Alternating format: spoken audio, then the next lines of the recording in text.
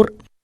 കുരങ്ങുകളെ പേടിച്ച് കഴിയുകയാണ് ഇടുക്കി അടിമാലിയിലെ കുറേ കുടുംബങ്ങൾ. വീടുകൾക്കുള്ളിൽ അടക്കം കയറി വലിയ ശല്യമാണ് ഈ കുരങ്ങുകൾ ഇവിടെ ഉണ്ടാക്കുന്നത്. ഒറ്റയ്ക്കും കൂട്ടമായും എത്തുന്ന കുരങ്ങുകൾ വലിയ തലവേദനയാണ് നാട്ടുകാർക്കുണ്ടാക്കുന്നത്. അടിമാലി 10ാം വാർഡിലാണ് ശല്യം കൂടുതൽ. ടെക്നിക്കൽ ഹൈസ്കൂളിന്റെ ഭാഗത്തും ഇതുതന്നെയാണ് സ്ഥിതി. നേരം പുലർന്നാൽ കുരങ്ങന്മാർ കൂട്ടമായി എത്തും. കൃഷിയിടങ്ങളും വീടുകളും കൈയടക്കും. കാപ്പി, കൊക്കോ, തെങ്ങ്, ജാതി, ഏലം തുടങ്ങി കാർഷിക വിളകൾ നശിപ്പിക്കുന്നതും പതിവാണ്.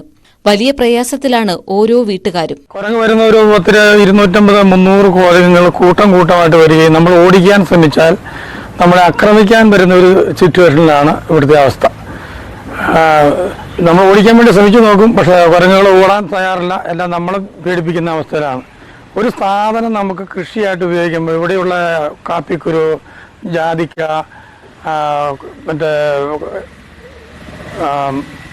കൊക്കോക്ക അങ്ങനെയുള്ള ഐറ്റംസ് എല്ലാം ഈ കുരങ്ങുകൾ തിന്ന് നശിപ്പിക്കുക.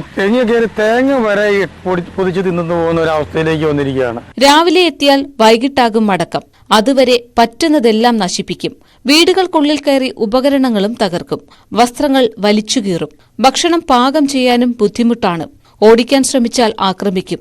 ഇനിയും കുരങ്ങ് ശല്യം സഹിക്കാനാകില്ലെന്നാണ് നാട്ടുകാർ പറയുന്നത്. വനം വകുപ്പിന്റെ കാര്യക്ഷമമായ ഇടപെടൽ തേടുകയാണിവർ. ന്യൂസ് 18 അടിമാലി.